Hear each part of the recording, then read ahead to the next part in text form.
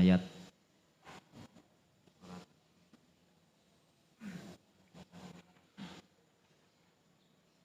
waratakunu kalladzina qalu sami'na wa hum la yasma'un. Nah ini kan termasuk golongan orang-orang munafik. Mereka berkata kami mendengar sementara mereka tidak mendengar. Nah dari Sail ini mempertanyakan bagaimana keadaan kita saat mendengarkan pitutur dan lain sebagainya, atau saat ada mau'idhah atau ada khutbah tapi kita ternyata melamun atau tidak. Itu bukan golongan munafik, itu min dhaif al-mustami saja. Tapi kalau munafikun sifatnya bukan begitu, gampang gitu loh.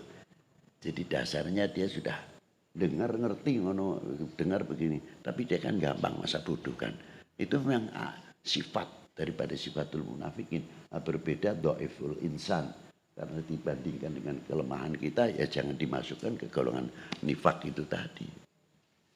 Karena min siddati taat, karena capeknya luar biasa, min atqalil fikr, dari beratnya berpikir dan sebagainya, akhirnya kan timbulnya macam-macam. Nah itu tuh min du'afa, bukan ke golongan minal munafikin, minal a'mal, berbeda. Amal was sifat, sifatul munafik berbeda, harus pisahkan di sini. Harus diobrol-obrol. Yang ngantuk ya wajar. Mungkin dari malam atau dari capeknya, saking ingatnya senangnya ngaji, tapi tidak tahu kelemahan fisiknya, ya asik berangkatnya sampai sini main gitu. Ya bisa. Apa ngono njur munafik itu.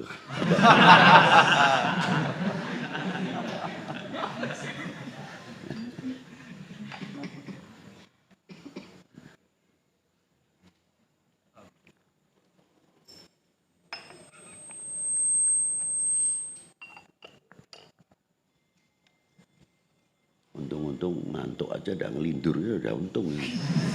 Mana ngelindur berat ya.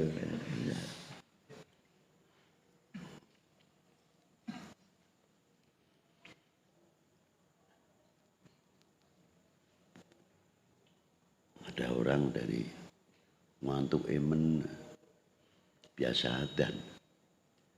Dia sambil nunggu imam bar adzannya.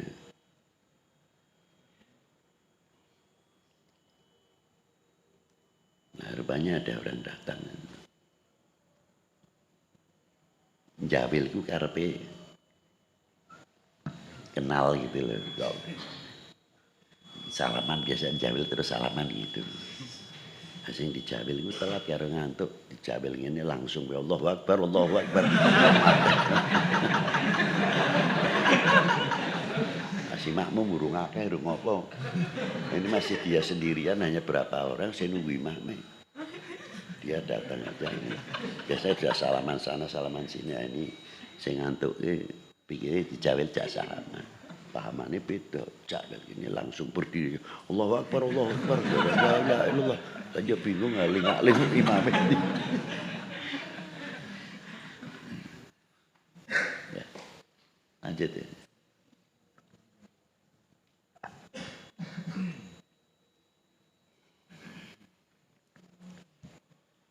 Bismillahirrahmanirrahim. Wattaqu fitnatan in asobatkum la tusibannal ladzina dzalamu minkum khosotan bal ta'ummuhum wa ghairuhum. Beb. Ini beb. Ya terus. Wattiqauha bi ingkari mujibiha minal mungkari. Wa'lamu annallaha syadidul iqab liman khalafahu. Takutlah kalian semua terhadap fitnah cobaan ketika menimpa kalian semua.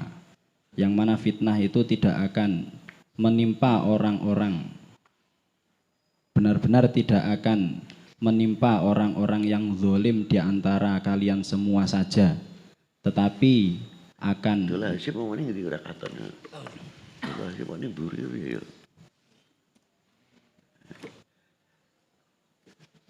Terus tetapi akan merata mengenai mereka dan juga selain mereka orang-orang yang zalim itu. Dan menjauhi fitnah itu dengan cara mengingkari perkara yang bisa menyebabkan fitnah berupa perkara yang mungkar. Dan ketahuilah kalian semua bahwa Allah itu adalah zat yang maha dahsyat siksanya bagi orang yang menyalahinya, yang menyalahi perintahnya. Wadhkuru id kuntum qalilum mustad'afuna fil ardi makkata takhafuna ayyatakhaffakumun nasu bi akhdzikumul kufaru bi sur'atin fa'awakum ilal madinati wa ayyadakum qawakum binasrihi yauma badrin bil malaikati wa razaqakum minat thayyibati al ghanaimi la'allakum tashkurun ni'amahu. Dan ingatlah kalian semua ketika kalian semua itu sedikit dan dianggap lemah di bumi Mekah, dan kalian semua takut akan tersambar, akan terserang oleh orang-orang kafir dengan datangnya orang-orang kafir secara tiba-tiba. Kemudian kalian berlindung, kalian mengungsi ke Madinah, dan kalian dikuatkan dengan pertolongan Allah pada hari perang Badar dengan adanya para malaikat. Dan Allah memberikan rizki kepada kalian semua berupa rizki-rizki yang enak, yaitu barang jarahan. Hal yang demikian itu semoga kalian semua itu adalah orang-orang yang bersyukur terhadap nikmat-nikmatnya Allah. Ini ayatnya kan makiyah ya. Suratnya makiyah kok. Okay.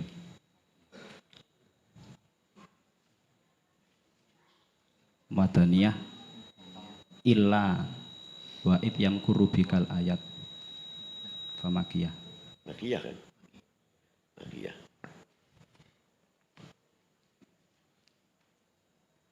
Terus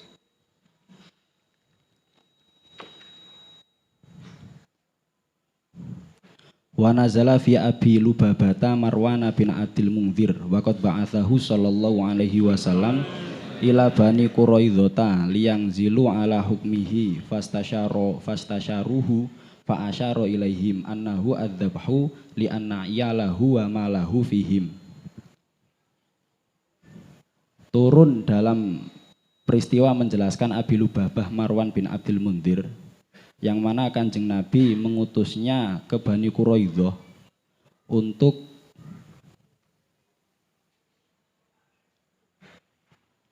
menundukkan mereka atas hukumnya Kanjeng Nabi. Kemudian Bani Quraidzah musyawarah terhadap Lubabah kepada Abi Lubabah. Kemudian Abi Lubabah memberikan isyarah kepada mereka bahwa hukumnya itu adalah disembelih, karena ahli baitnya dan hartanya itu berada pada Bani Quraidzah. Ya ayyuhalladzina amanu la takhunullaha war rasula wa la takhunu amanatikum ma'tamantum alaihi minad dini wa ghairihi wa antum ta'lamun. Wahai orang-orang yang beriman, janganlah kalian berkhianat kepada Allah dan utusannya, dan janganlah kalian mengkhianati amanat kalian semua, perkara yang dipercayakan kepada kalian semua berupa agama dan selainnya, sementara kalian semua itu adalah orang-orang yang mengetahui. Wa'lamu annama amwalukum wa auladukum fitnatun lakum sodatun an umuril akhirah wa annallaha indahu ajrun azim fala tafutuhu bimura'atil amwali wal auladi wal khiyanatu li ajlihim. Lihat dasar ayat ini memang luar biasa. Sebetulnya ini bekal untuk mubalik untuk kita ini. Contoh sing gampang ya. Kalau ini betul ayatnya memang luar biasa. Tapi kita mengambil khulasah yang kecil. Ada seorang mubalik. Biasanya sebelum naik mimbar itu mubaliknya dapat pesan sponsor. Ya maaf saja. Nyun sewu mangke disinggung sekedhik. Ya maaf nanti disinggung sedikit lah. Loh apa itu? Di sini masih banyak peminum, itu nanti disenggol sidik. Nah, pesan sponsor kan ini. Nah, ketika kita belum naik ke mimbar, sudah ghadabun. Ada sedikit marah karena mendengar peminum. niat yang dari rumah aslinya apa yang akan disampaikan kabur. Yang muncul kedendaman, kemarahan, dari situlah dia lepas pantai terkadang. Menyampaikannya itu dengan kekerasan yang pada dasarnya bukan tujuan dari rumah dahulu. Inilah. Nah, tapi kalau orang-orang yang bijak, oh ngono toh, ya wis ya. Aku leh ilmu itu paham aku. Tapi tidak disampaikan. Dia cara menyampaikan cara lain yang apa dia dapati yang sudah dibekali dari rumah. Akhirnya apa? Lepas daripada kedendaman apa yang unek-unek yang ada. Jadi ketika menyampaikan betul-betul polos. Nah itulah yang kena. Yang kena kepada dakwah kita nyampe kepada mereka. Karena apa? Kita tidak menyinggung kepada orang-orang yang luka. Tidak langsung menyinggung. Tapi kita memberikan obatnya. Iki lho nek kowe korengan iki lho. Iki diwurno ning sikilmu. Insyaallah cepat kering lukanya. Langsungnya gitu aja. Tidak langsung, oh kok sebabnya korengan apa iku? Marga, wah inilah. Enggak benar. Itu cara menyampaikannya begitu hebatnya ulama-ulama kita pendahulu. Nah ini kalau sudah mencong kita datang ke sana tujuannya karena kita pernah dulu Bani Quraisy itu pernah merampas haknya kita dan sebagainya. Lalu dakwah kita sudah mencong. Akhirnya bukan dakwah karena Allah wa Rasulih, karena apa? Harta kekayaan kita telah dibawa, telah dirampas oleh mereka. Maka Allah Ta'ala jelas mengatakan, inna auladukum wa amwalukum fitnah. Nah, inilah yang terjadi.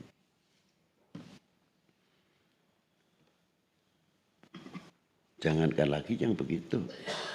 Terkadang kita menceritakan sesuatu saja bisa mengundang fitnah kok. Tidak usah cerita macam-macam lah, umpamanya saya beri contoh. Tahadus binek mah ya, mesti dalile tahadus binek. Tamenge itu dulu.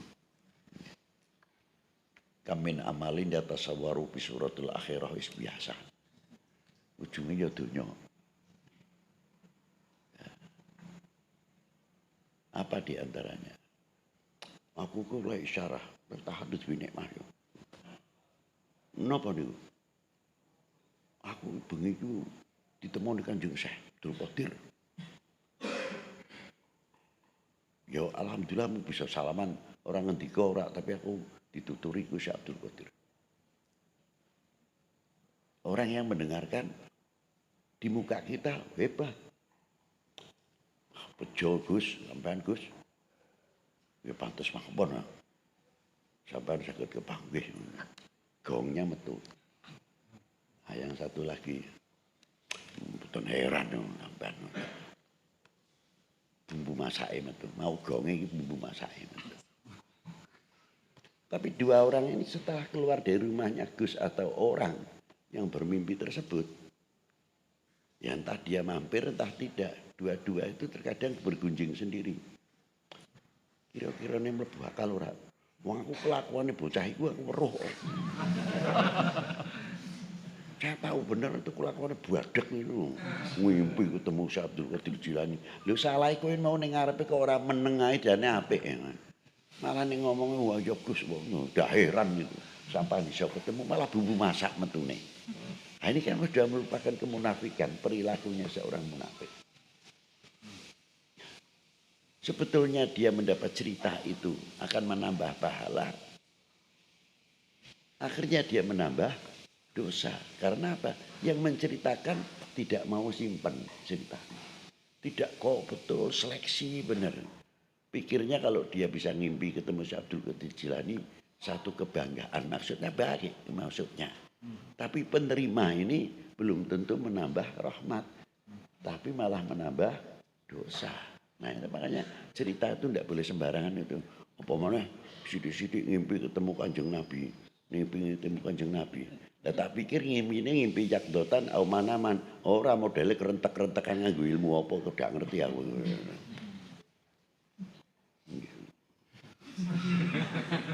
badhe sowan Bib napa nyampe akeh dawuh Kanjeng Nabi apa.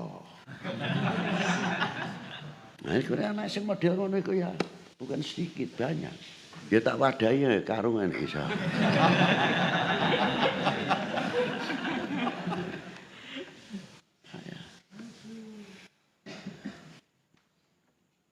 Lah sing ngono-ngono dhewe iku terkadang kasihan. Belum bisa membedakan mana iblis, mana malaikat. Belum. Nganggo ilmu. Nomor sing saya dipanggil Kanjeng Sunan Kalijogo. La ilaha illallah pangkatmu apa lele. Lah. Ini banyak yang model ilmu-ilmu begitu kan. Ziarah kubur iso omong-omongan. Omongan karo sapa ora patok apa piye. Ini masih banyak oknum-oknum tersebut belum bisa membedakan mana iblis dan mana malaikat. Wis cerita orang nambahi pahala malah nambahi dosa. Ujung-ujungnya apa? Fitnah. Semebar. Anaknya bro aku kenal dah. Ya. Sekarang wah hebat sidik-sidik ketemu A, ketemu B, ketemu C. Pinter iso nambah-nambah nih wong saiki pinter kan. Gimana itu? Tambah. Al-fitnah. Nah, dia tidak sadar. Yang menceritakan itu tidak sadar. Akan mendatangkan pro dan kontra. Maka dari itu kewajiban kita untuk menghindari itu semuanya. Jangan sampai. Nah apalagi kita kembali tadi ke ayat tersebut. Betul itu urusannya dunia. Tapi karena mempunyai kedendaman ketika kita mau menundukkan satu kelompok atau bani-bani itu dengan membawa krono dunyaku biyen dirampas. Nah, inilah yang tidak pas. Nah, ini ayat itu turun untuk memperingatkan. Ini modal untuk kita orang dakwah sebetulnya harusnya begitu. Jangan membawa tadi. Maaf sekali lagi saya ulangi. Ojo sampai ono pembisik. Nah, itulah. Jadi temriki niki wadah esek dolanan botol ya. Mangke disinggung segede. Atau lah niki buntutan no. Erek-erek judi mulai anu mali. Mangke tulung nyun sewu. Disinggung ini. Ini lah. Jadi sudah ada pemasukan yang sifatnya membakar. Akhirnya memudarkan orang yang sebetulnya mau dakwah yang pas itulah. Itu kita terkecoh tidak sadar. Nah, kalau kita lihat orang dakwah itu bagaimana kita bercermin kepada Wali 9. Insya Allah nanti subuh ini karena wilayahnya wilayah tarikh, jadi kita tidak mau menceritakan tarikh ini nanti subuh. Bagaimana keberhasilan para pendahulu di dalam dakwatul Islam dan sebagainya. Yang penting. Nah, saya minta kalau subuh itu tolonglah, terutama dalam ilmu tarikh. Jangan gampang, jangan nyatet tok itu jangan. Kamu pelajari benar-benar. Tarikh itu sangat penting. Kelihatannya gampang. Kalian ini maaf sajalah. Sudah sebagian itu sudah kehilangan obor. Cek Sunda mah keparmen obor, kepaten obor. Nah, kepaten obor sulit. Saya mau tanya lah. Ayahmu siapa namanya? A. Dulu sekolahnya di mana? Tahu. Dulu gurune bapakmu siapa? Tahu. Itu sudah kebagian kepaten obor. Atau ada kegengsian yang lain. Tapi ini bukan menuduh. Si A ini terkadang lulusan pondok pesantren tertentu. Dia pondok pesantren sudah besar. Kalau dia pesantren tidak besar, namanya sudah cukup terangkat. Mau mengakui bahwa kiainya fulan, gurunya fulan, terkadang gengsi. Tidak mau anaknya diberitahu. Atau muridnya diberitahu bahwa guru saya adalah ini fulan. Nah, Gengsi. Karena apa? Yang ditunjukkan kiai kampungan. Kiai tidak terkenal. Itulah. Lah orang-orang begitu mengharapkannya ilmunya manfaat. Dari mana sumbernya manfaat? Tidak mau mencatat guru saya, demikian guru saya, demikian guru saya. Umpamanya yang Lirboyo, terus Sidogiri, Jombang, atau lainnya. Cobalah catat, walaupun sedikit kamu punya guru. Mbah Idris dilahirkan tahun sekian. Gurunya pada waktu kecil dalam masa didikan orang tuanya. Pada umur sekian, pesantren mengambil ilmu syariah, torekoh, hakikoh, dan lain sebagainya dari guru A, B, C, D. Ringkas. Coba tulislah. Itu menjadi catatan kalian luar biasa mestinya. Tapi karena Anda tidak mau mencatat, entah itu karena sungkan, entah itu karena kegengsian, bisa saja terjadi. Akhirnya pada waktu murid kalian atau anak panjenengan bertanya, guru ini bapak sapa hai? Bapaknya sudah tidak ada. Yang muncul apa? Katanya. Ture bapak kula rumiyin mondok tengen Mbah Yai anu. Lho kancane sapa? Duka. Eti kancane bapake Duka, gurune Ture.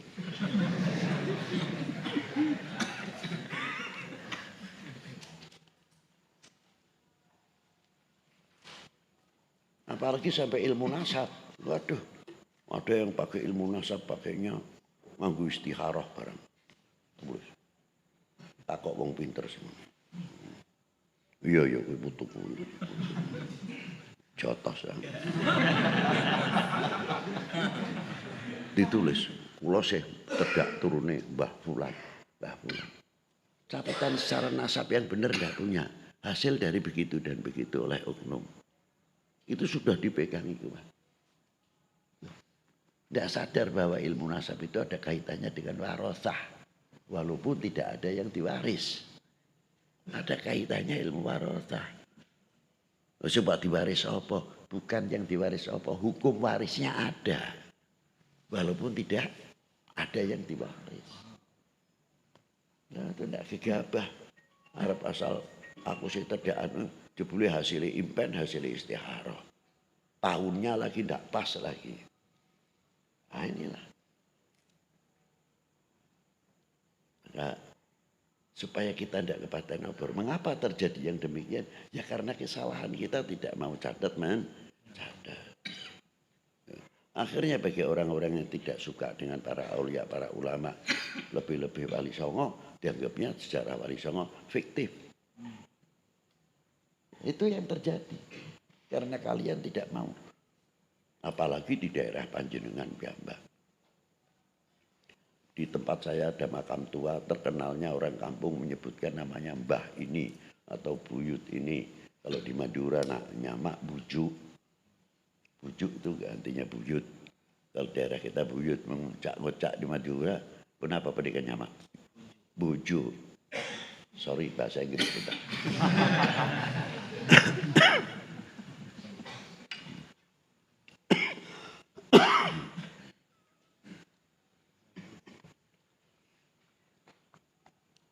Bujuk itu kalimat penghormatan, kalimat satu orang yang dituakan.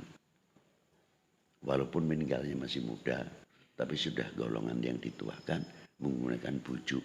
Kalau di Jawa Barat, buyut, kabuyutan itu sama kalau di Madura bujuk. Banyak di daerah Indramayu, Kertasmaya, Jatibarang, sampai Arjawinangun, jarang yang terkenal iki Mbah Walianu, jarang. Tapi Mbah Buyut si A, Mbah Buyut B. Jadi unsur ketuaannya yang diangkat. Tapi rata-rata ketika kita tanya, gimana sejarah riwayatnya? Duka. Pun yang sepuh rumiyin nggih namine Mbah niki. Ya alhamdulillah sekilingan namanya masih tercatat. Tapi ketika tanya sejarahnya Ture. ketemu lagi sama Ture. Sohibnya duko. Itulah yang terjadi.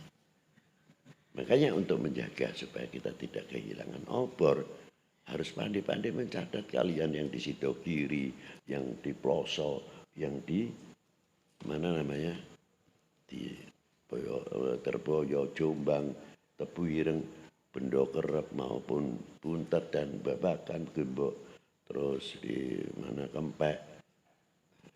Tolonglah belajar catat mencatat walaupun sedikit. Tulis nama-nama kalian, guru-guru kalian siapa. Jadikanlah itu kebanggaan kalian. Sebelum kalian membanggakan ulama atau kiai yang lain, Anda harus berani membanggakan siapa gurumu. Karena kamu mengetahui kebesaran orang lain tanpa sebab gurumu dari mana. Saya mau tanya lah. Kowe bisa ngerti, kalian bisa ngerti. Mbah Fulan bin Fulan, kuwani gede loh. Itu yang ngomong siapa? Kalau tidak gurumu, kamu dari mana dapat itu? Nah, maka dari itu tulis. Dari sedini mungkin itu jangan disepelekan. Jadi setiap anak murid Lirboyo, Ploso, Tremas dan lain sebagainya mempunyai kebanggaan terhadap syekhihim. Dulu di Arab, di negara Arab Timur Tengah, khususnya Hadramiyah, kalau sudah menyebutkan nama gurunya, jegonging ini terus. Padahal yang disebut itu gurunya tidak menjadi kelihatan wali besar pun tidak. Ya, minas solihin udah. Tapi sudah bangga terhadap gurunya. La min tariqil habaib wala min tariqil masyayikh. Tidak harus jalan itu gurunya mesti habaib ataupun tidak. Sampai Habib Abdullah bin Al-Haddad mengatakan, jika kalian ditanya siapa di antara orang yang paling utama bagi kalian, jawablah guruku. Lu kok duduk Kanjeng Nabi? Ini tidak ada menyangkut tentang baginda Nabi SAW. Nah, akhirnya tanya, lu kok bukan Fulan, Syekh Abdul Qadir, Pak Fakil Muqaddam dan lain-lainnya. Kok tidak itu ya Syekh? Loh, kamu tahu kebesaran Fakil Muqaddam, Kesultanan Aulia Syekh Abdul Qadir Jilani dan aulia yang lain besar-besar itu tanpa sebab gurumu kita kondi. Kojo manehiku, kamu bisa menjalankan sholat, tawarkanus sholat, mubtilatus sholat, nawakitul wudu, sampai surutul wudu, fadhailul wudu, dan lain sebagainya tanpa sebab gurumu. Aku tak tahu dari mana. Hah? Dari mana? Kalau tidak dari guru kalian. Loh, itulah hebatnya. Justru kamu mengenal gurumu, babul futuh, pintu futuh terbuka. Mengapa orang futuh kok sulit mendapatkan futuh? Nah, pintunya ditutup sendiri. Nah, di mana menutupnya? Nah, tidak bangga terhadap gurunya, nyepelekan kepada gurunya dan sebagainya. Apakah itu namanya murid? Lah.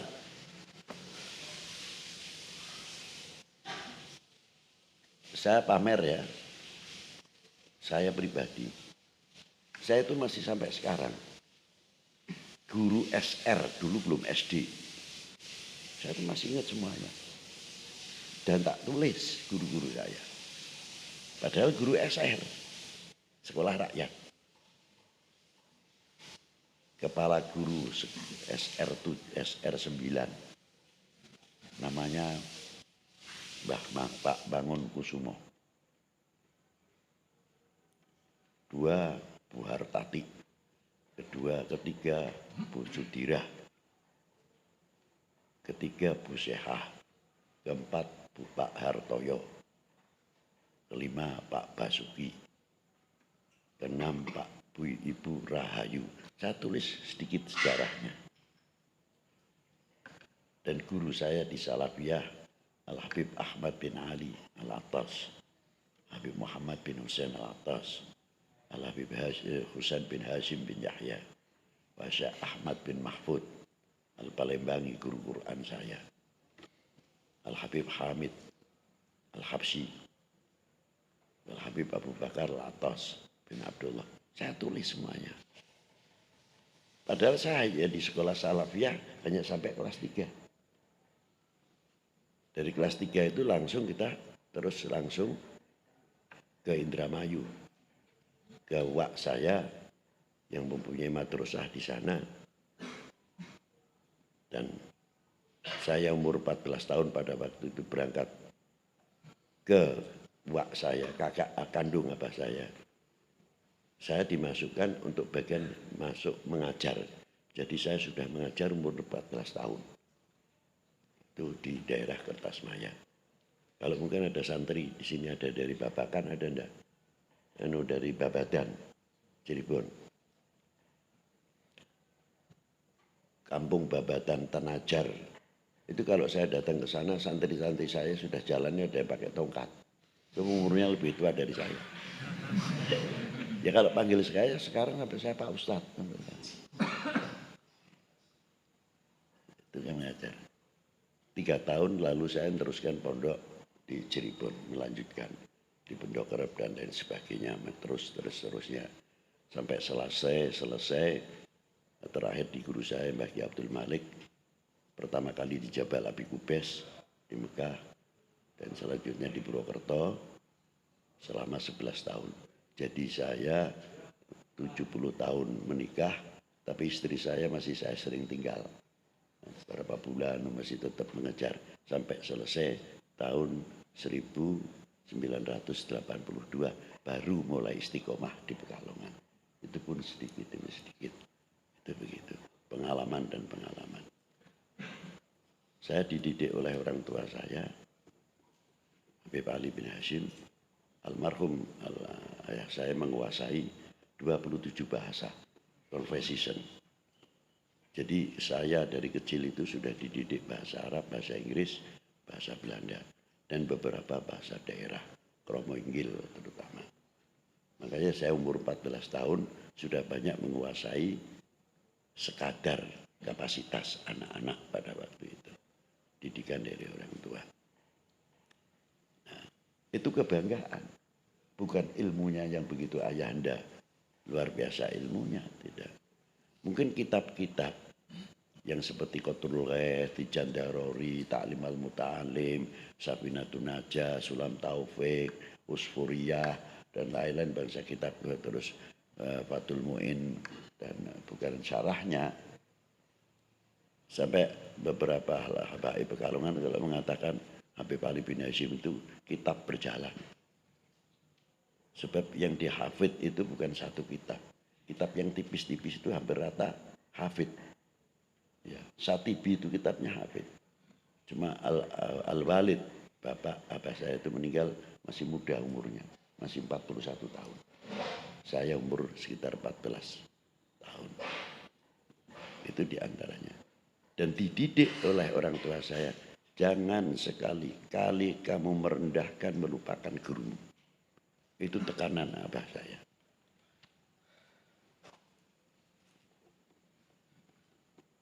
Itu diantaranya. Sampai terakhir, walau kunta a'lam min syekh, apapun itu gurumu, wajib untuk kamu ikhtiram dan mencium tangannya. Ketika kamu menghadap gurumu, buang segala ilmumu. Jangan merasa dirinya alim. Jadilah mayit di tangan orang yang menyucikan. Dibelokno, ngiwokno, mlumah sakarpe. Apa jari gurumu. Itu tekanan abah saya kepada kita dulu. Maka saya banyak menulis riwayat-riwayat guru-guru saya. Dari mulai yang di Cirebon, yang di Jawa Timur, di Jawa Tengah. Tidak lepas satu pun, walau harfan. Karena yang memberikan harfan itu orangnya nulis sak huruf aja mandi apa maneh sak kalimah. Nah itu ada orang ngobati guru saya di antara. Nek ngobati itu penyakit apa ditulis kayak wawu tok. Oh penyakit apa Ya, keri-keri ini modal. Pas guru saya pergi, ceritanya, saya kemana saja mesti diajak sama guru saya. Ada santri yang kasihan wong adoh-adoh jauh-jauh. Yai tindak wis diwakili sama dia ya. Niru Yai Jawa. Asik kan. Guru saya begitu datang, orang tuanya laporan. Yai, air yang dari Panjenengan, anak saya tambah edan ini.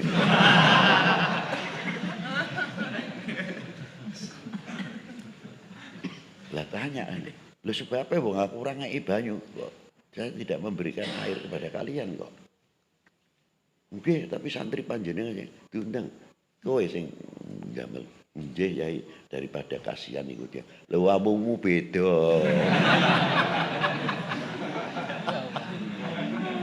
Harap tiru-tiru gawe wapune. Lah itulah. Ini jadi saya mengingat kisah itu juga. Jadi saya ingat walau harfan ternyata mengapa kok Sayyidina Ali sampai man allamani walau harfan. Saya tak pikir kembali. Iya hebat Sayyidina Ali. Loh hebatnya di mana? Kalau alif lam mim di surat Baqarah dibacanya harus muqatta'. Tulisannya alif lam mim. Alam nasroh, alam taro, ya tulisannya alif lam mim. Tapi dibaca siji alam nasroh, yang satu dibaca alam taro. Tapi kalau suratul Baqarah harus di muqatta'. Alif lam mim. Baru saya melek. Harfan jebule di sini nih hebatnya, yang luar biasa. Walau harfan, dengo alif lam mim, sirrun adimun fi kalimatul alif wal lamu wa mimu. Pantas kalau Sayyidina Ali mengajarkan man allamani walau harfan, barang siapa yang mengajarkan satu huruf, saya siap menjadi kaulone.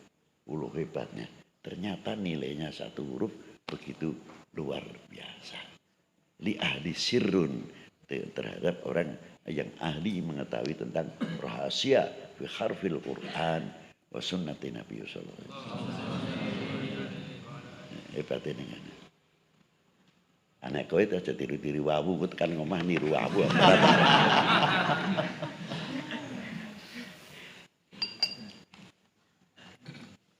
Lanjut.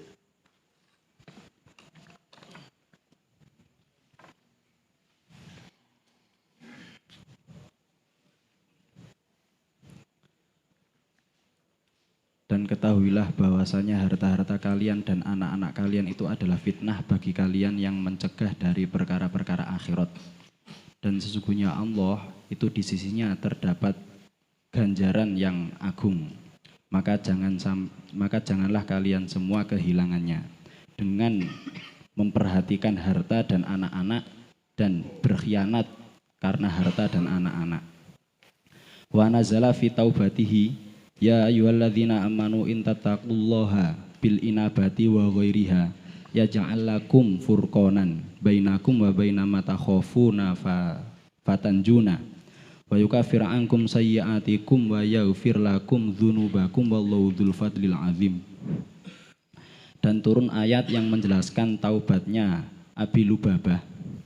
Wahai orang-orang yang beriman, ketika kalian bertakwa kepada Allah dengan melakukan taubat dan selain taubat, maka akan dijadikan bagi kalian semua pemisah antara kalian dan antara perkara yang kalian takutkan, sehingga kalian selamat, dan akan dilebur bagi kalian dan akan dilebur dari kalian semua keburukan-keburukan kalian, dan akan diampuni bagi kalian semua dosa-dosa kalian.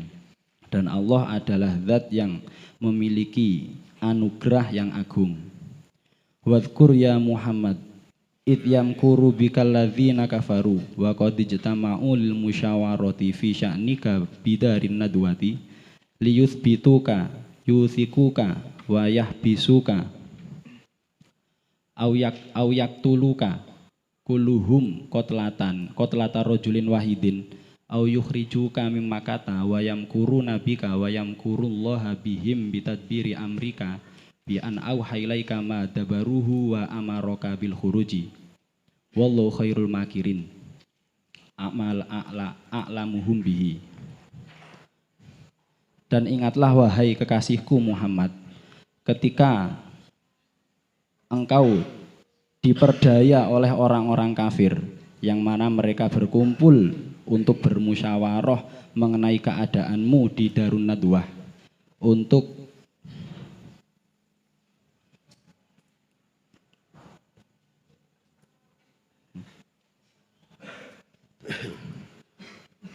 menetapkan kepercayaan kepadamu dan mereka memenjarakanmu, atau mereka menetapkanmu dan memenjarakanmu, menetapkan hidup dan memenjarakanmu, atau membunuhmu seluruhnya dengan pembunuhan satu orang laki-laki, atau mengusirmu dari Mekah, dan mereka melakukan tipu daya terhadapmu, dan Allah telah menipu daya mereka dengan mengatur urusanmu, dengan mewahyukan kepadamu perkara yang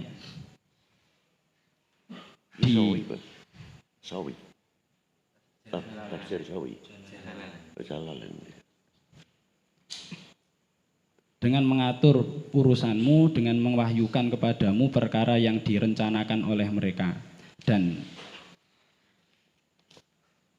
perkaramu untuk keluar dari negara Mekah. Dan Allah itu adalah zat yang maha, dan Allah itu adalah zat yang sebaik-baiknya melakukan tipu daya. Wa idza tusla alaihim ayatuna alquranu qalu qad sami'na lan nasya'u law nasya'u laqulna mithla hadza qala an-nadhr bin al-haris li'annahu kana ya'ti al-hayrata yattajiru fayastari kutuba akhbaril a'jami wa yuhadditsu biha ahla makata in ma hadzal qur'anu illa asatiru akadzibul awalin.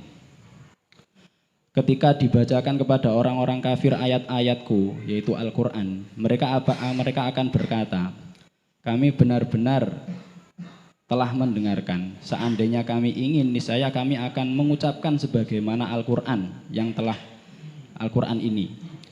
Hal itu dikatakan oleh An-Nadhr bin Al-Haris, karena dia itu termasuk orang yang datang ke tanah Hairah untuk berdagang, kemudian membeli kitab-kitab ceritanya orang-orang ajam dan menceritakannya kepada ahli Mekah.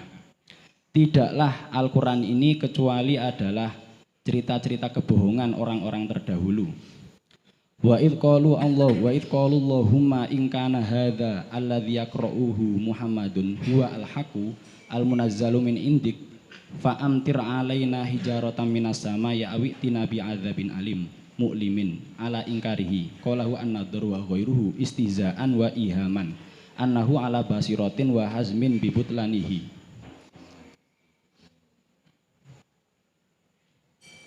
Dan ketika orang-orang kafir berkata, Allahumma aduh Gusti Allah, ketika Al-Quran yang dibacakan oleh Kanjeng Nabi Muhammad itu adalah kebenaran yang hak yang diturunkan dari sisimu, maka turunkanlah kepada kami batu dari langit, atau datangkanlah kepada kami siksaan yang pedih yang menyakitkan atas pengingkaran Al-Quran.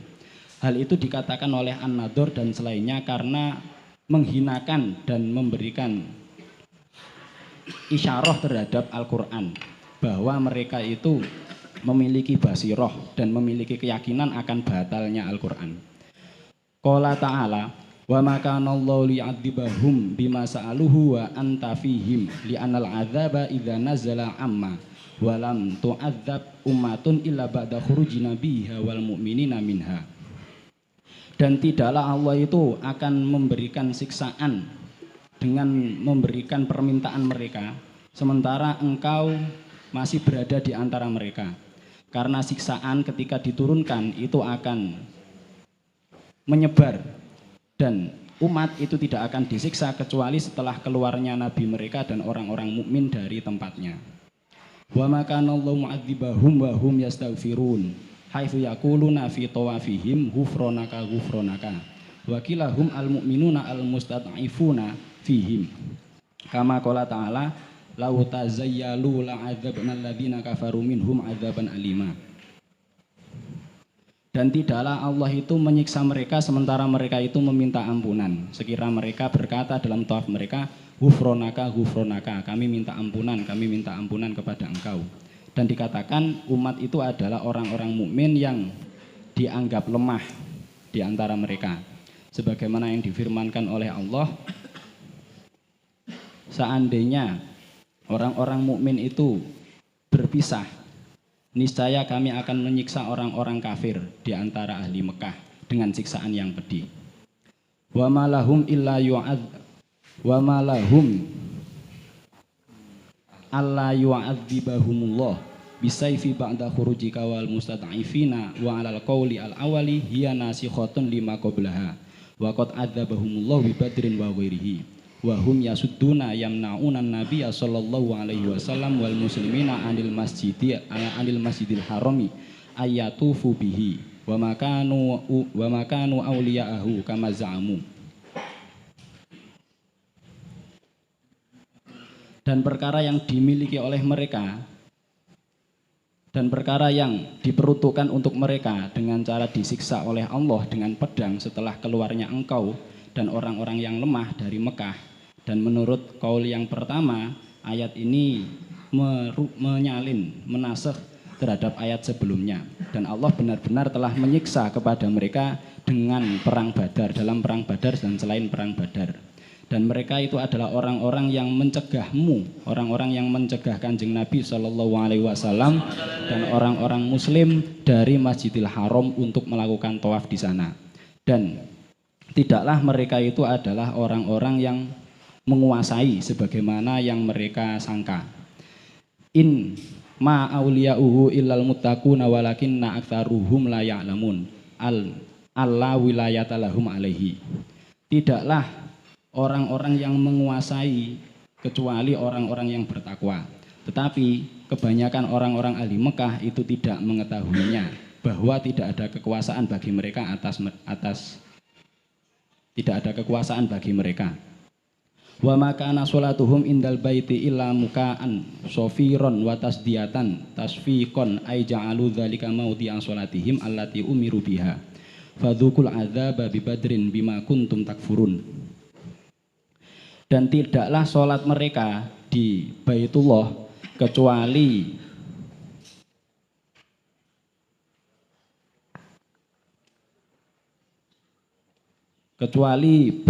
bersiul dan bertepuk tangan. Mereka menjadikan hal yang demikian itu di tempat sholat mereka sebagaimana yang mereka perintahkan untuk melakukannya. Maka rasakanlah siksaan azab di perang Badar dengan perkara yang kalian dustakan, dengan perkara yang kalian kufurkan. Innalladzina kafaru yunfikuna amwalahum fi harbin nabi sallallahu alaihi wasallam liyasuddu an sabilillah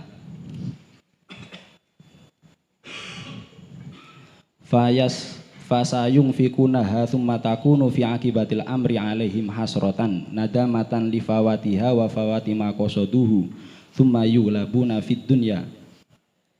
Sesungguhnya orang-orang yang kafir itu menggunakan, mentasarrufkan harta, menginfakkan harta-harta mereka untuk memerangi Kanjeng Nabi supaya menghentikan dari jalan Allah, supaya menghentikan Kanjeng Nabi dari jalan Allah. Kemudian mereka memerintahkan menggunakan harta-harta mereka. Kemudian harta-harta itu akhirnya akan menjadi penyesalan bagi mereka semuanya karena hilangnya harta dan hilangnya tujuan yang mereka inginkan. Kemudian mereka akan terkalahkan di dunia. Walladzina kafaru minhum ila jahannama fil akhirati yusakun. Dan orang-orang kafir di antara ahli Mekah pada neraka jahanam di akhirat akan dikumpulkan dan akan digiring. Mungkin ada pertanyaan?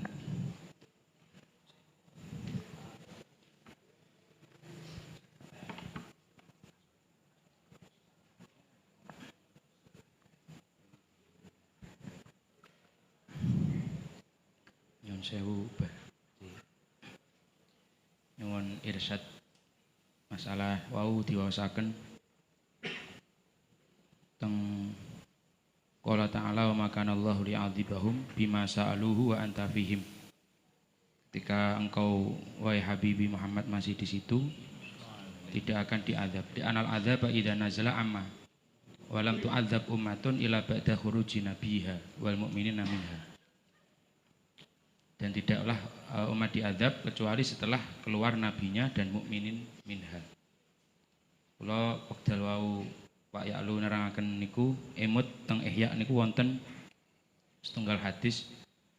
Qala Jabir bin Abdullah qala Rasulullah sallallahu alaihi wasallam auhallahu tabaraka wa ta'ala ila malakin mal malaikah an uqalliba madinata kadza wa kadza. Allah paring wahyu kang malaikat untuk taklib daerah ini dan ini. Mungkin bisa dikatakan likuifaksi napa-napa nggih. Al ahliha atau gempa. Faqala ya Rabbi, malaikatnya ya Rabbi, inna fihim abdaka. Di situ ada hambamu fulanan, yaitu fulan yang lam yaksik torfata ainin, sama sekali tidak pernah maksiat kepadamu torfata ainin. Yang wongnya meneng. Terus Fa inna wajahu lam yata'ammar fi sa'atin qattu. terus Nyuwun takkid masalah nikuan lam tu'adzab ummatun ila ba'da khurujin nabiyya wal mu'minin. ya, karena wong sing iki ya diterangke ning jerone kitab Sa'adat Udaran. Dan tanwirul qulubi niku ana babil nahi mungkar. Sing diriwayatkan Abu Dawud juga min Aisyah radhiyallahu anhu. Juga diriwayatkan sama. Jangan ke Rasulullah dulu, jangan. Terlalu tinggi ya. Allah Ta'ala menciptakan aulia ilah itu macam-macam. Dari mulai wali Qutbil Ghath. Yang namanya Qutbil Ghath itu seluruh dunia cuma satu. Dan itu bergantian. Dan gantinya itu tidak bisa ditunjuk secara awam. Yang mempunyai hak menunjuk adalah baginda Nabi SAW. Melalui Khadir alaihissalam atau Ashabin Naubah. Ashabin Naubah itu jumlahnya 300 aulia. Itu yang mempunyai hak untuk memilih siapa gantinya wali kutub. Dan wali kutub itu setiap kelompok keauliaan disebut kutub. Wali abdal itu jumlahnya 7. Wali autad 4. Dan setiap wali abdal mempunyai anak buah 40 wali juga yang disebut juga abdal. Makanya ada berpendapat sab'atul abdal atau arba'in abdal. Tapi yang petingan itu ya pilihan betul-betul cuma 7 orang. Seluruh dunia yang satu orang itu kekuasaannya dalam wilayah ada Indonesia, Malaysia, sampai ke Pakistan, India. Tapi wali abdal yang satu mungkin sampai ke Cina atau daerah Afghanistan, Turkistan dan lain sebagainya. Yang satu lagi membawai Karachi atau Persia yang jelas sampai ke Timur Tengah dan sampai ke batas Baghdad. Yang satu lagi menguasai di Afrika. Yang satu lagi menguasai mulai Eropa. 7 itu mempunyai wilayah masing-masing dalam himayatul ummah. Nah, ada wali abdal itu satu yang tugasnya unik. Bagian khusus menerima balaknya mukmin. Ya, itu tugas beliau. Makanya kalau kalian ziarah kepada aulia itu aja delok amplope. kok lihat amplopnya, titik kiai enak amplopnya pirang-pirang. Jangan ke sana. Pekerjaannya aulia ilah itu umpamanya satu maziyah saja mungkin Anda bisa kelenger sambil berdiri. Pingsannya tidak jatuh tapi sambil berdiri tapi pingsan. Dan ini tidak bisa dimasukkan oleh akal sehat yang bisa menerima imanan. Ya, kalau cerita karomah, cerita mukjizat, yang pertama kali menerima harusnya dengan iman, bukan dengan akal. Kalau dengan akal, surah nyampe kabeh. Gitu. Sayyidi Syekh Abdul Wahab Asy'arani itu setiap malam membaca Ya Latif itu 70.000. Lah jare awake dhewe munine pirang jam itu. Tapi dibaca oleh beliau dengan waktu yang sangat singkat sekali. Pernah orang datang ke Sayyidi Syekh Abdul Wahab Asy'arani membawa kitab, kalau tidak salah kitabnya apa Khilyah apa gitu, Majmu' Nawawi. Ya. Pada waktu itu masih 4 jilid. Aku dengar katanya kamu beli kitab Majmu' Nawawi. Nggih, Yai. Aku tak nyilih iso. Pinjem. Bisa, Yai.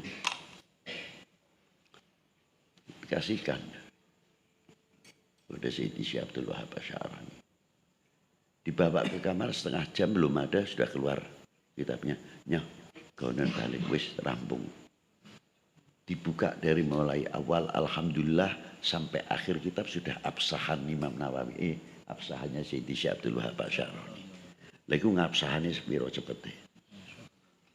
Karena mempunyai lisanul karamah wa waqtihil barokah wa waqtihil karamah. Nah, aulia-aulia itu ada yang begitu. Setiap desa di mana ada aulianya, warasatul anbiya. Bala itu kalau mau turun semingkir. Itu belum baginda Nabi ya. Wah, kayak nek Kanjeng Nabi kaya apa ya? Itu baru warasatul anbiyanya saja.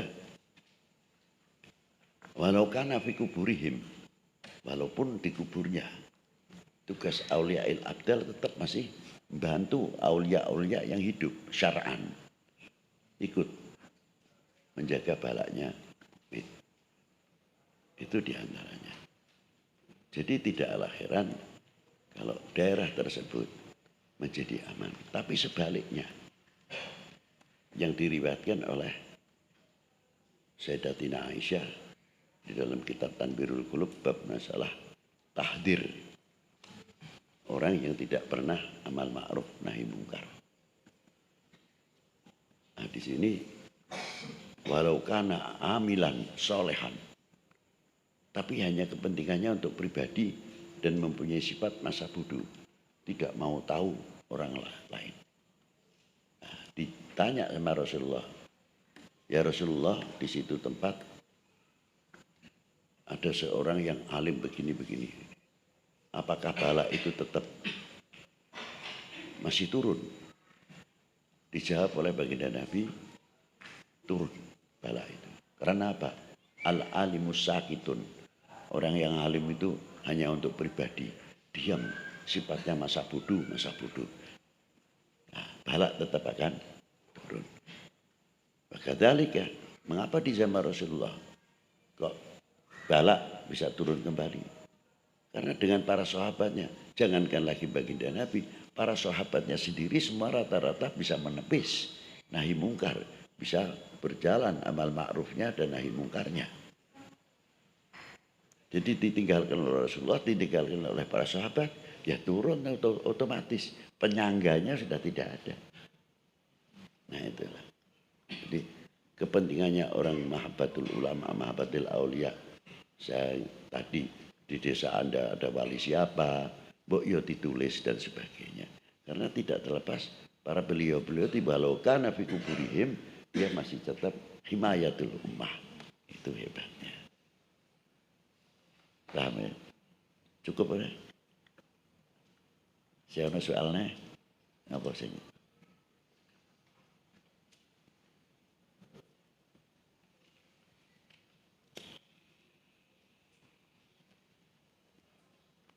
Lah nek antapihim ya terang otomatis tidak bakal. Ya, tapi yang tidak laisa antapihim ya fana zalal bala. Yang kampung jangankan lagi kok masalah aulia. Di mana desa itu kampung itu as-sholah ala Nabi sallallahu alaihi wasallam masih berkembang. Padahal masih tidak luar biasa, ada jamnya sholawat, ada jamiah ini membaca salat nariyah, itu pun bagian daripada menepis bala. Dikira apa?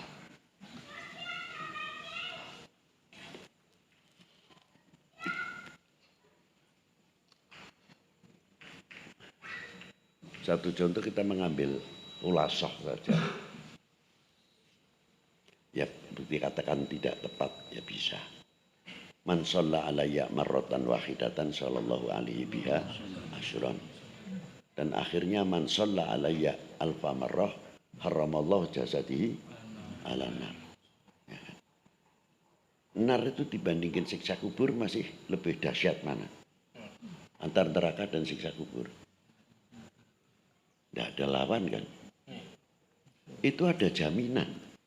Orang yang membaca salawat dengan dasar hadis ini, walaupun tidak hafidhul Quran, banyak dalam kuburnya masih utuh.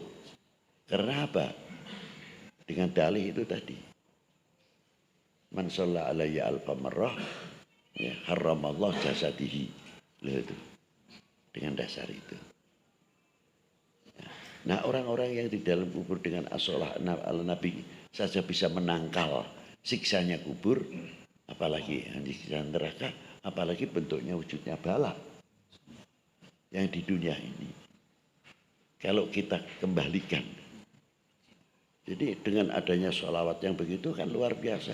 Sampai satu hadis yang diriwayatkan oleh Imam Anas bin Malik di dalam kitab apa namanya, Astagfirullahaladzim, Mukasyafatul Qulub Lil Ghazali, salah khalis sahifah 64 dalam bab amal ma'ruf nahi mungkar. Itu diterangkan hadis pertama, sahabat Anas berbicara dari baginda Nabi SAW. Ya, apa dia? Man shalla alayya, barang siapa membacakan salawat kepada aku satu kali, maka dijadikan salawatnya orang tersebut suhuban, mega yang sangat putih, dan mega itu embun akan meneteskan embun. Apabila jatuh ke bumi akan menjadi emas.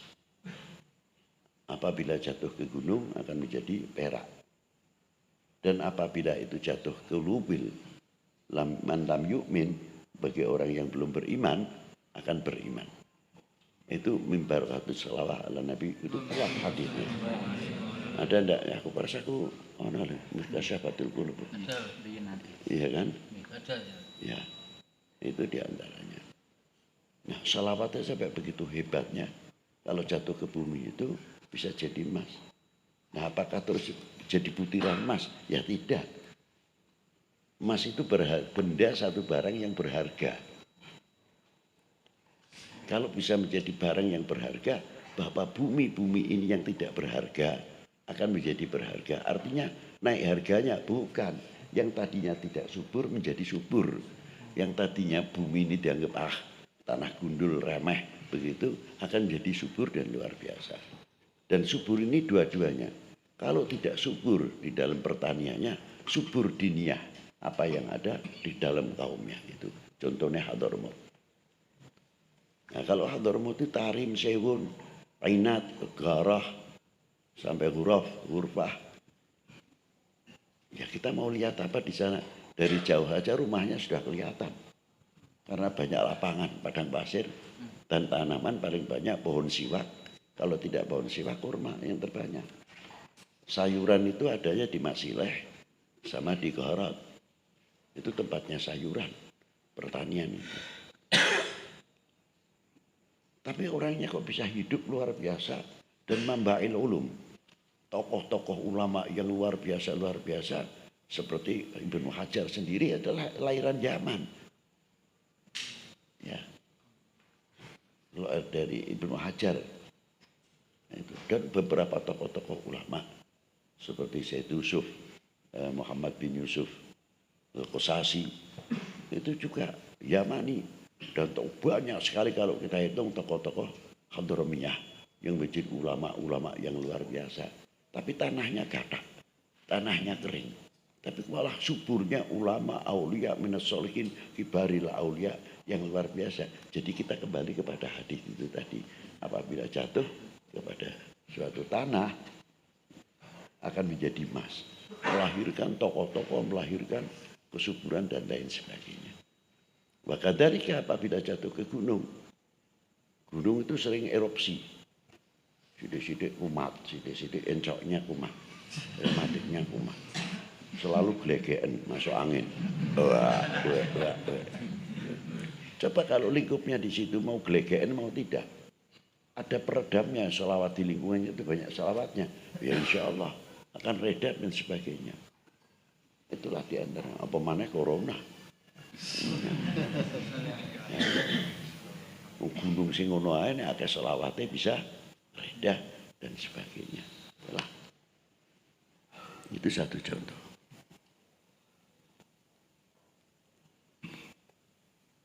Dan banyak lagi tentang masalah keistimewaan sholawat yang bisa menepis bagaimana orangnya. Wong sing maca sholawat karo Kanjeng Nabi ae semono istimewane. Lah piye Kanjeng Nabi dhewe kan mestinya gitu kan tanya. Nah, itulah. Lanjut. Ingat, bayang. Ya terus. Gimana Habib?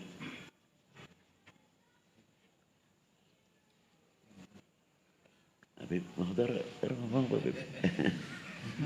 Ayolah. Ya terus. Ada yang bertanya lagi, monggo. Mungkin ada yang ditanyakan.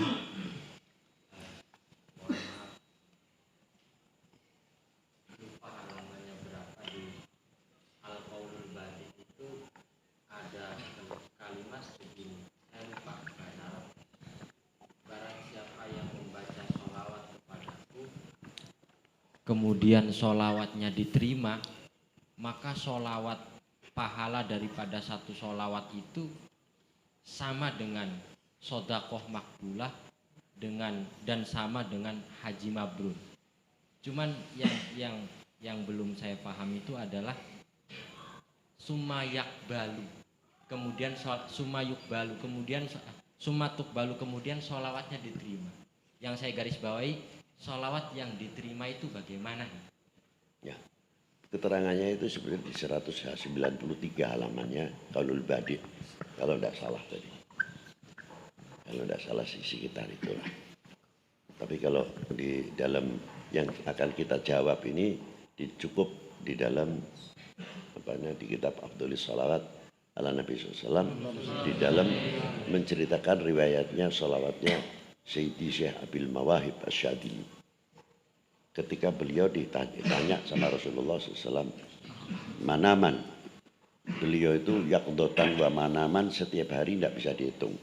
Sayyidi Syekh Abil Mawahib Asyadili. Beliau di Afdhalus Sholawat ya, ala Sayyidi Sadat. Beliau bertanya, ya Rasulullah, apakah orang yang mendapat sholawat, pahala sholawat 10 hasanat, 10 darajat, dan akan diangkat 10 kejelekan, apakah itu yang hadirul qulub, yang membaca sholawatnya khusyuk atau tidak? Fa'ajaba Nabi SAW, dijawab oleh Rasulullah, walau kana fi sholatihil ghaflah, sekalipun orang itu membacanya sholawat dalam keadaan ghaflah, itu tidak khusyuk, lalai, tidak serius kepada. Itu sudah apa yang dimaksud hadis tadi. Adapun sampai membacanya beliau itu sampai huduril qalbi, la ya'lamu thawabiha illallah subhanahu wa ta'ala.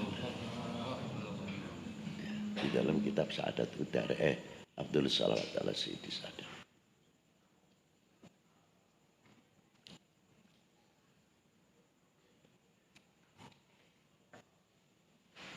Terus jadi sholawat itu tidak ada bisa diukur dengan akal, itu tidak iso. Sebabnya apa? Mestinya tanya lagi, kok hebatnya sholawat sampai segitu jauh itu apa sebabnya? Ya mestinya kan tanya.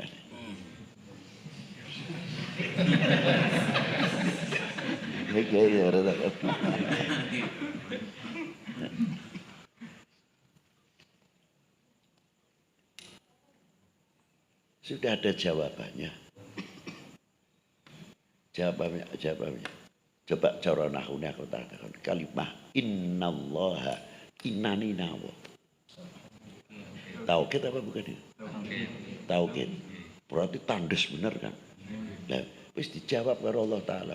Innallaha yusholluna alaihi. Iku wis ora ono bandingane. Wis ring ke situ saja jawabnya. Enggak usah neko-neko. Nah, sholawatnya Allah Ta'ala yang diberikan kepada Rasulullah, hebatnya ini sholatullah alaihi wasallam. Maknanya apa? Sholatan makrunatan bita'zim, air rahmatan makrunatan bita'zim. Sesuatu takon sing neko-neko teko Allah Ta'ala ngono kuwi tinggal nadai ngono ae penak.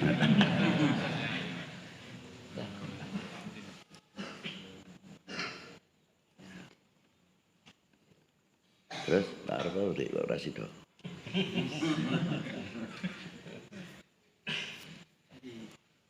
Punten. Ningali napa? Maziyah para ulama niki kados teng Ihya sing wonten hadis. Innallaha yu'ayyidu hadaddin rajulin fasik. Rajulin fasik. Niku kados Ya terangno sik apa ngerti sing ngerti bahasa Arab ora kowe tok. Kaliyane ya sebagian-sebagiane. Sesungguhnya Allah menguatkan agama ini dengan seorang yang fasik atau yang fajir. Dan itu kados nanggepi hadis. Maka Gampang urusan ngono kok repot tak jawab nganggo akal ae. Sampean niku nek petani mesti teletoke sapi yo sing najis maneh. Tapi parine kok mah urip lah subur iku gampang aja maneh kok sing ana akale ngono gampang. Fajir utawa fasik ku sih ana akale ora.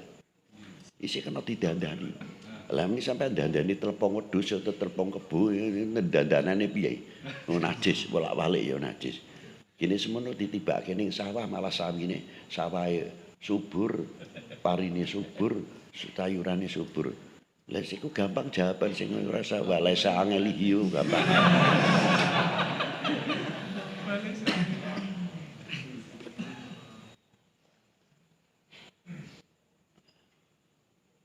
Sebab nek ora ana sing ngono-ngono iku ora ana penyemangat.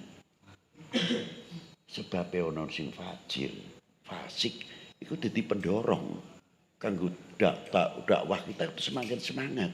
Lah nek ora ana wong ngono-ngono ya santai-santai ae kiai-kiai saenake. Dakwah ya sak udele ngoten mawon. Cara kasare ngomong lho ngoten ya. Tapi ditandani. Kiai tembe kono ndalu. Amene gaple ta mriko pripun gak main. Sing bener kowe. Iki yang dakwahnya akhirnya. Coba aman jamaah kebek sing santri ngajak kebek. Kiai ini ya tasbihan tok.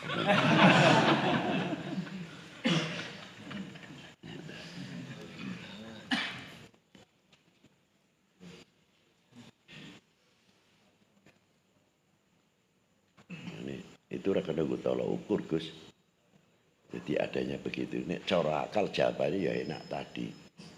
Lha sing pari sing kena sing dipangan awake dhewe rabuke sing najis kok. Ning nek ora dirabuki iku tukule suwi, tukule ora gedhe ora apik. Lho ilmiahnya gimana bare sing najis kok ngono. Lho tak jawab ilmiah. Bahwa karakter tanah yang sudah menjadi lumpur ning sawah itu akan melahirkan kandungan penisilin murni 100%. yang bisa mematikan mughaladoh, entah itu dari anjing ataupun dari babi dan lainnya. Itu semua akan tertangkal dari sebab penisilin murni yang 100%. Lebih hebat nih. Nah, makanya orang digigit anjing atau apa, paling cepat cemplung ning sendut sik sawah, beletno baru dicuci goreng dokter. Itu rabiesnya mati spontan. Karena apa? Penisilin murninya itu tadi.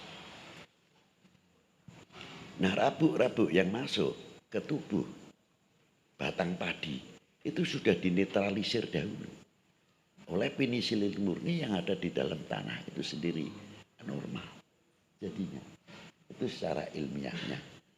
Wong tayamum kudune nganggo debu karena apa? Mempunyai kandungan penisilin murni 100%. Itu.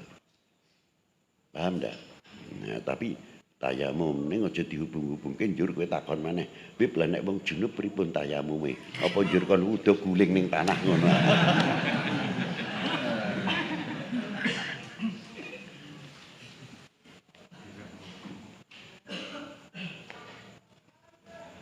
Jadi kita membuat satu tafsiran keterangan yang ringan-ringan saja. Kowe kudu kenal wateke si fajir atau fasik, sifatnya bagaimana. Ininya yang mendirikan dorongan. Hingga adin itu tembriku subur. Bagaimana?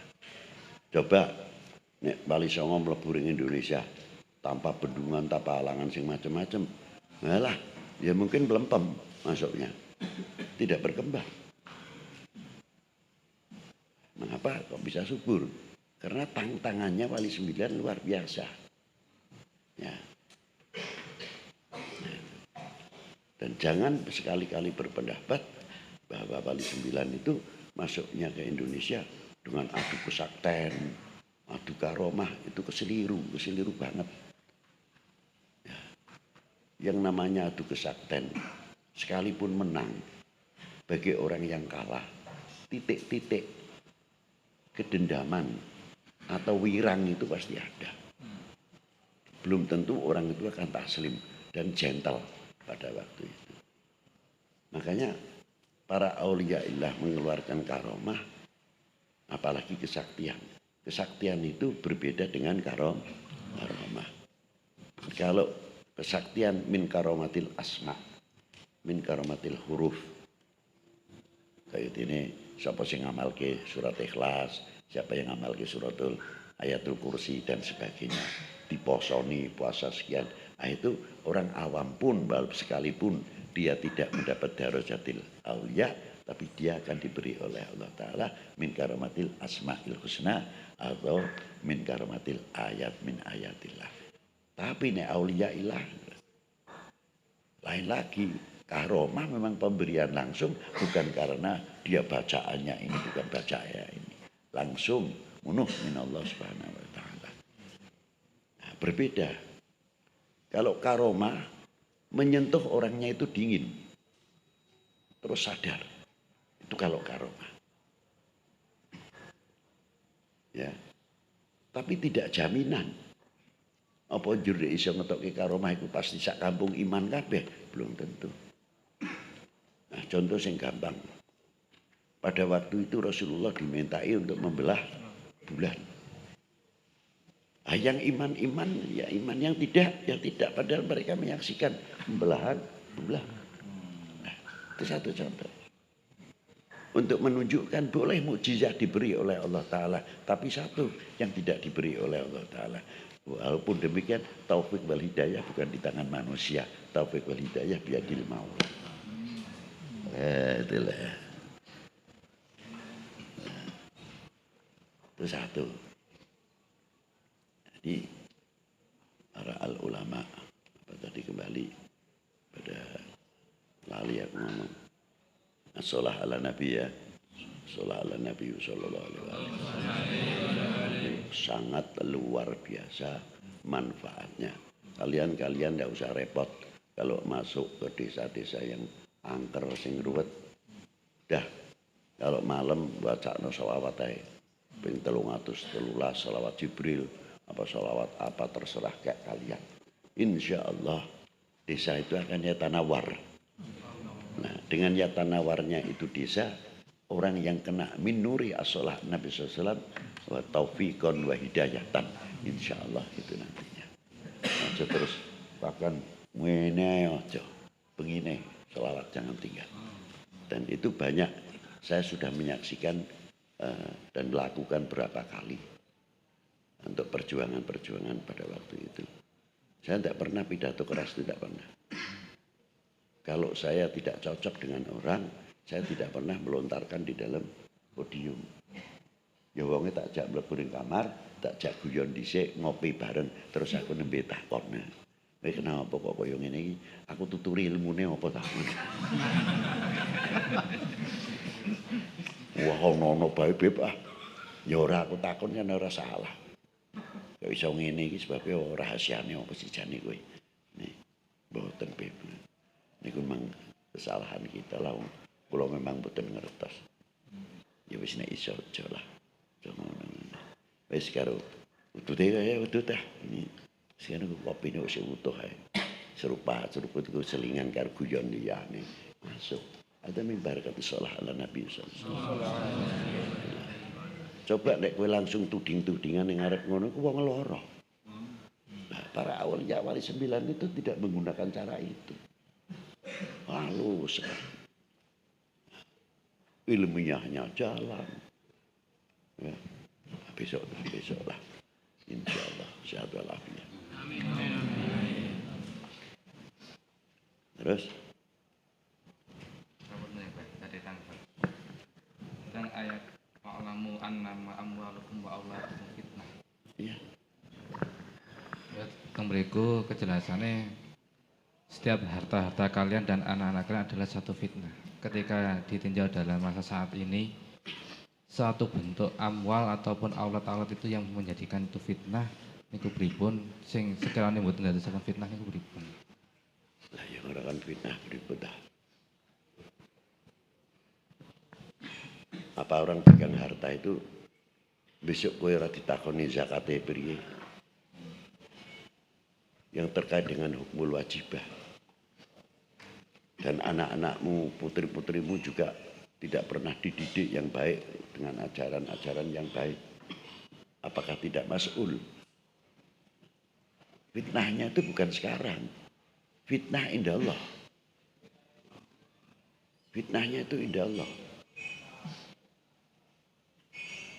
Ketika orang tua itu dipaparkan amalnya luar biasa, dia mau masuk surga. Tapi ketika soal jatuh kepada putranya ditanyakan, menjalankan yang kurang pas dan sebagainya. Akhirnya apa?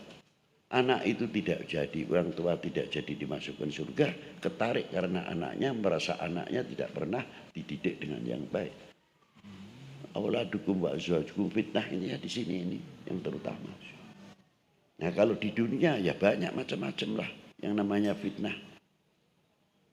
Kalau dunia tasawuf itu jangankan lagi ke masalah azwaj wal aulad. Kekayaan secara pribadi yang menggunakan yang berlebihan saja ya juga bisa menarik fitnah kok. Nah, contohnya gampang. Iki wong kerjane apa? Pendapatannya berapa? Kok iso nganggo mentereng? Bisa beli ini, bisa beli ini wongnya. Ini kan padahal orang bekerja. Tapi kerjanya di daerah lain. Tapi kalau pulang ke rumahnya, kampungnya masih biasa, gubuk ya biasa, tidak begitu. Tapi dia bekerja di luar kota. Dia jelas penghasilannya. Ya tudingannya fitnah. Ada lagi ya, selamatan bagi berkat. Orang yang pulang makan berkat orang suwi mati. Ya fitnah itu kadang muncul. Iki dadi badal iku. Iki nyumpang iku mungkin lah. Ini inna auladukum wa amwalikum fitnah ya. Seperti inilah. dan lain halnya. Pakaian pun kelihatannya sunnatun Nabi, fitnah. Di antaranya apa? Maka saya jarang menggunakan pakai gamis atau jubah terkecuali tertentu dalam hari raya, hormatil maulud, wa sholatil jum'ah. Sholatil jum'ah saja saya jarang pakai sorban. Sebabnya apa?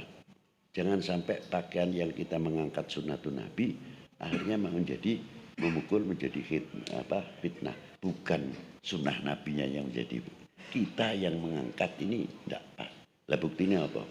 Dong serobanan ngono apik jubahan ijo terkadang rokoke kemebul karo makruh barang makruh. Ini apa ndak pas? Apa mana hafidul Quran?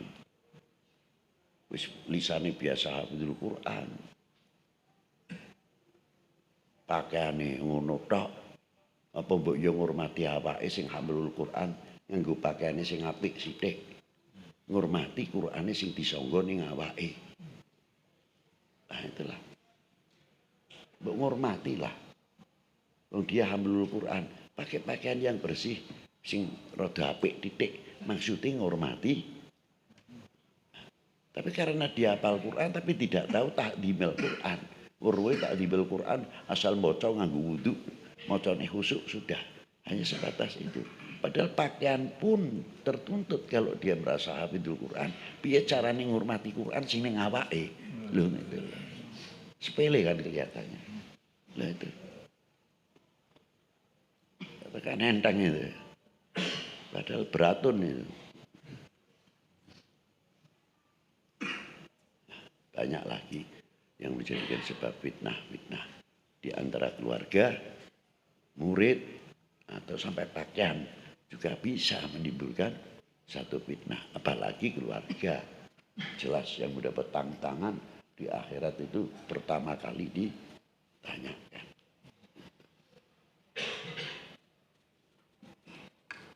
Tapi di sini ada tafsir sedikit hebat. Ya. Ketika Rasulullah dibangkitkan dari kubur ini, mengapa Rasulullah tidak mengatakan kaifa ahli baiti ya Jibril? Tapi yang ditanyakan oleh Rasulullah, kaifa ummati ya Jibril? Ya. Apa sebab? Walaupun ahli bait itu termasuk dalam umat secara mujmal, tapi secara tafsil tapi tidak ditanyakan. Karena apa? Karena Allah Ta'ala, Rasulullah tahu. Khusus untuk ahlil baitnya sudah jamin. Innama yuridullah liyudhiba ankum urisan ahlil bait wa yutahhirukum tathhira. Dari sini Rasulullah tidak mengatakan bangkit dari kubur kaifa ahli baiti. Sebab sudah kedahulan sabiqatul husna. Itu disinilah perbedaannya. Lebih lanjut. Karena cintanya Rasulullah kepada umat tidak bertanya. Di satu sisi tidak bertanya ahlil baitnya, di samping ada nas yang pokok, tapi di satu sisi Rasulullah memikirkan bagaimana umat yang di dalam umat itu juga ahlil bait juga. Nah itulah. Begitu menunjukkan tanggung jawabnya baginda Nabi SAW. Maka yang ditanyakan ketika bangun dari kubur, kaifa ummati ya Jibril. Nah, sampai Rasulullah tidak mau menggunakan pakaian ganti pakaian yang dari jannah sudah dipersiapkan. Tidak suka, Rasulullah tidak pakai. Setelah yusfa' lahum baru Rasulullah menggunakan pakaian yang dipakai yang dari kubur itu aja sudah. Ya.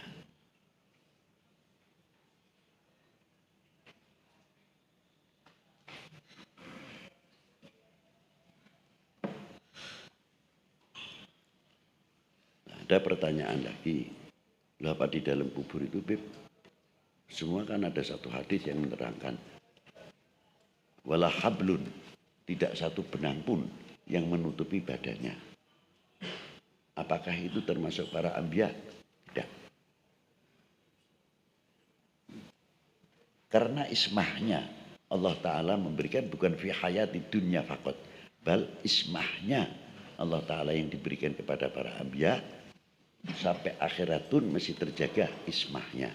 Jadi seandainya sahabat itu Nabi itu juga tidak berpakaian, tapi umat tidak bisa melihat aurat dan Nabi sallallahu alaihi wasallam di mahfud sampai sejauh itu. Ya. Jelas ya? Ya. Lanjut.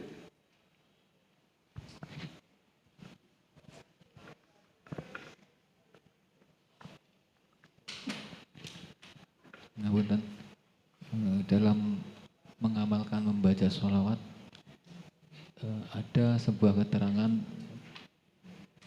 seingat saya di dalam kitab Mafahim di sana menjelaskan masalah membaca Dalailul Khairat. Di situ disebutkan ada sebagian ulama yang mengharuskan antara membaca sholawat dan membaca Al-Quran itu harus seimbang. Terus? Kemudian melihat beberapa orang, ada yang saking demennya sholawat akhirnya baca sholawat terus, ada lagi yang hanya baca Al-Quran terus. Yang ingin kami tanyakan, yang benar itu bagaimana? Itu pernah dijawab masalah ini oleh Syed Ahmad At-Tijani, Syed Ahmad bin Idris Al-Hasani, Syed Muhammad bin Yusuf As-Sanusi. Pada waktu itu keterangan ini di kitab Sa'adatul Daran ada keterangannya. Pada waktu soal ada masalah dosanya orang tidak pernah berbuat baik, dosanya numpuk, tidak ada dua. Cuma yang tidak dilakukan syirkun billah, maksiat 12 ya be, ditimbang dengan selawat 1, itu berat mana? Ini soal ulama mauquf di sini, karena mau menjawab bobot selawat iki maksiat, mau mengatakan ini maksiat iki Kanjeng Nabi. Masih malakama. Jadi pertanyaanku ringan dibanding pertanyaan ini tadi. Ya. Dijawab oleh Syed Ahmad At-Tijani. Abot selawat, ulama kaget kabeh. Lu dari mana? Kok bisa jawab? Apa adilahnya ada? Lah ya ada, wong sampean hafal kabeh kok. Wong sampean ora gelem maca. Dan hadisnya ini mutawatir.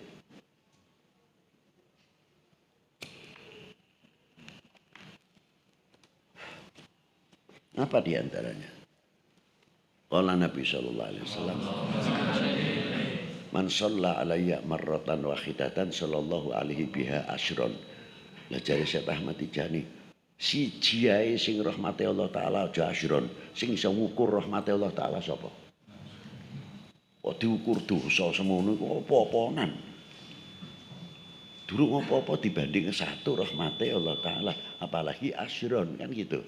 Nah, ini adilahnya Syed Ahmad At-Tijani. Tapi satu sisi Syed Ahmad Tijani juga menerangkan, tapi aja perlu dipahami. Maca Quran karo maca selawat, kok lebih mengutamakan membaca selawat. Selawat sampean karo ngerokok karo ngene. Sallallahu alaihi wasallam. Asal temenane macane diganjar. Tapi nek kowe maca sak ayat lain tawalla Allah tapi ora kene. Piye? Raddu. Tolak. Aja meni kok rokok. Adab maca ayat ora ana adabe. Tertolak. Lah nek selawat, kowe karo tengkreng karo apa sih sallallahu alaihi wasallam. Asal ora biqadir istihza. Si seneng misalnya. Pemene sallallahu alaihi wasallam. Si diterima karo Allah taala. Tapi nek kowe maca Quran, sing paling apik nek wis ke maca Quran tutupa maca selawat ben Qurane ketrima. Mboten mawon aja digawe angel.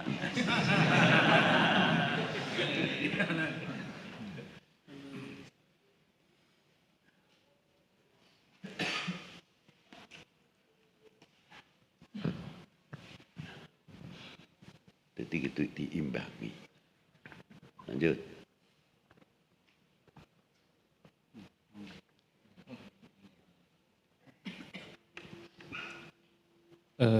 Ingin bertanya terkait masalah sholawat. Sholawat niku goyah napa wasilah? Kalau memang wasilah berarti goyahnya itu sampai bagaimana kita bersolawat? Oke, cekap sak mata. Ayo Beb. Ayo Beb jawab Beb. Gantian Beb. Aku ngono abake pirang-pirang ngene. Ayo padha. Beb modar apa sapa kono. Ayo.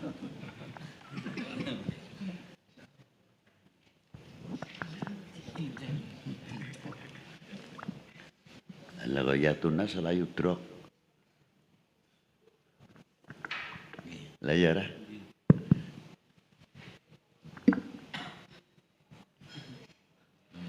Lintu di rasakan. Ayo kono. Nggih. Ngapunten niki. Dados selawat niku sampun diparingi contoh dening Allah taala dan Al-Qur'an. Nggih. Kalau hoyahnya ya ilahi anta maksudi wa ridhaka matlub. Itu hoyah. Nah, Allah taala paring contoh yang luar biasa, tidak seperti ibadah-ibadah yang lain. Ini yang paling hebat dari sholawat, karena dicontohkan oleh yang menciptakan Rasulullah Shallallahu Alaihi Wasallam. Kalau sholat 5 waktu nggak ada contohnya dari Allah Taala, tapi khusus sholawat ini yang paling luar biasa, dikasih contoh dari Allah Taala yang menciptakan baginda Nabi Shallallahu Alaihi Wasallam. Dan itu pemahaman saya itu wasilah yang paling luar biasa untuk sampai pada ilahi anta maksudi wa ridhaka matlubi. Ya, benar. Dan pemahaman selawat dulu.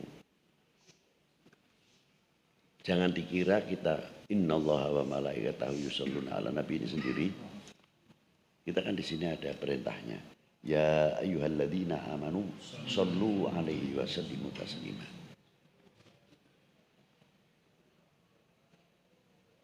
As-shalah dengan ya ayyuhalladzina amanu shollu alaihi wa sallimu taslima, yakni tawassulan bisyukrillah wa bisyukri Nabi sallallahu man lam yashkurin nas lam yashkurillah. Jadi bukan sekadar tawasulan saja, tapi sholawat ini bagian daripada syukur kita kepada Rasulullah. Nahnu na'lamul Qur'an wa nahnu na'lamul Islam wa nahnu na'lamul iman wa nahnu na'lamu wal farqu ma bainal haqqi wal batil laula sayyidina Muhammad sallallahu alaihi wasallam. Min aina tariqukum. Syukurannya di sini. Wa wasilatukum, mendorong untuk melancarkan amal ini mustakbal, untuk ke depan, dan iqbal untuk diterima kepada Allah subhanahu oleh Allah Ta'ala dengan amal kita ini. Karena sholawat itu ketika diberikan kepada Rasulullah, sholawat itu bagikan lautan yang tidak bertepian. Tapi mana mungkin kalian akan mendapatkan rahmatnya Allah Ta'ala yang diberikan baginda Nabi SAW tanpa menggunakan sholawat lagi untuk mendapatkan rahmat itu. Jadi jangan berharap pendapat saya telah berdoa, telah memberikan minta rahmat tambahan kepada Rasulullah, ngelamun kan.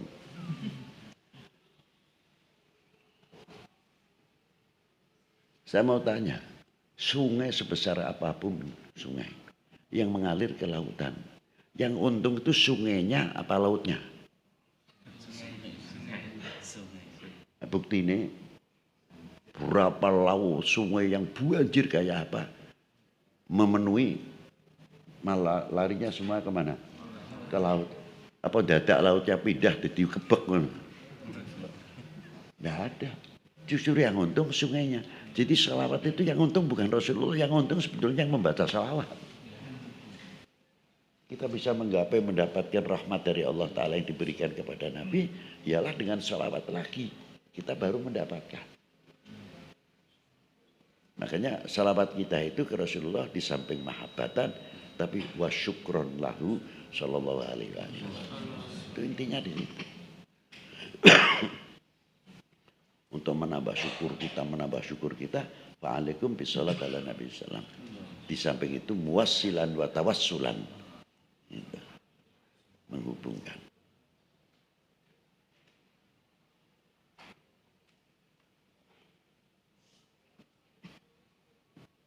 Sampai dalam salawat itu tahdir liman tarokas sholah ala Nabi sallam. Manasya sholata alayya inda dikrismi khoto at-tariq wal jannah. Barang siapa orang yang tidak pernah membaca salawat ketika orang itu mendengar asmaku tidak membaca salawat, maka ketika dia bangun dari kubur akan menuju tariqul jannah khoto at-tariq, sesat jalannya. Maksudnya sebetulnya bisa ketemu sama Rasulullah, untuk mendapat syafaatnya tidak bisa ketemu dengan Rasulullah. Itu yang dimaksud khoto at-tariqul jannah.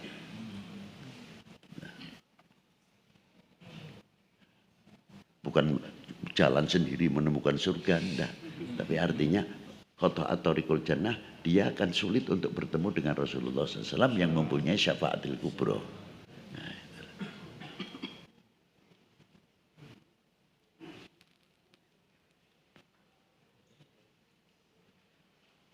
Lanjut. Mau bertanya. Tadi Abah menerangkan tentang baca sholawat 313 kali. Itu berlaku untuk Abah atau kita yang mendengar? Oh bebas, monggo. Siapa saja, sawai. Halal. Halal. Ya, pokol halal.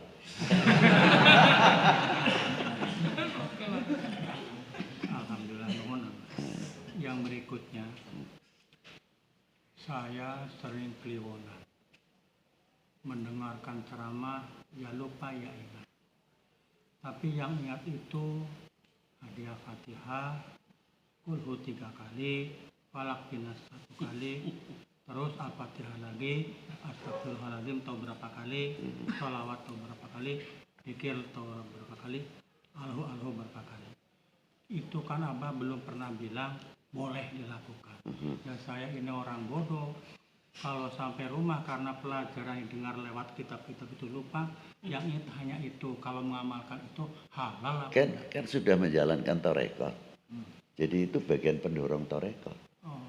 Kan sudah bertorekot, ya torekotnya jalankan. Bukan kliwonannya. Kliwonan yang ada di sini sebagai rabu untuk membangkitkan, menyemangatkan dalam mengamalkan torekotnya. Ya isinya torekot itu yang ada di dalam, sebagian besar di dalam kliwonan itu tadi. Maksudnya ya kumpul-kumpul baca Al-Fatihah. Ya kalau untuk orang-orang yang belum bertorekot, bagus sekali Pak Rahman. Ya, bagus sekali mengadakan itu tuh. Untuk malam apa di desanya. Tuh. Ya, saya sangat setuju untuk membimbing masyarakat dalam bertarekat itu khususnya.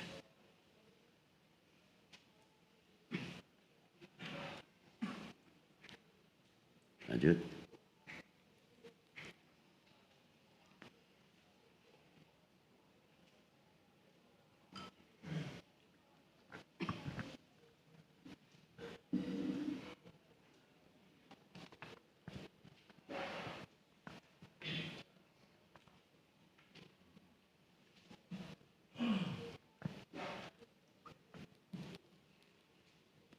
Liyam miza muta'alikun bitakunu bitakhfif wa tasydid ay yufassilu Allahu al-khabitha al-kafira minat thayyibi al-mu'mini wa yaj'alul khabitha ba'dahu ala ba'din fayarkumahu jami'an yajma'uhu mutarakiman ba'dahu ala ba'din fayaj'aluhu fi jahannama ulaika humul khasirun.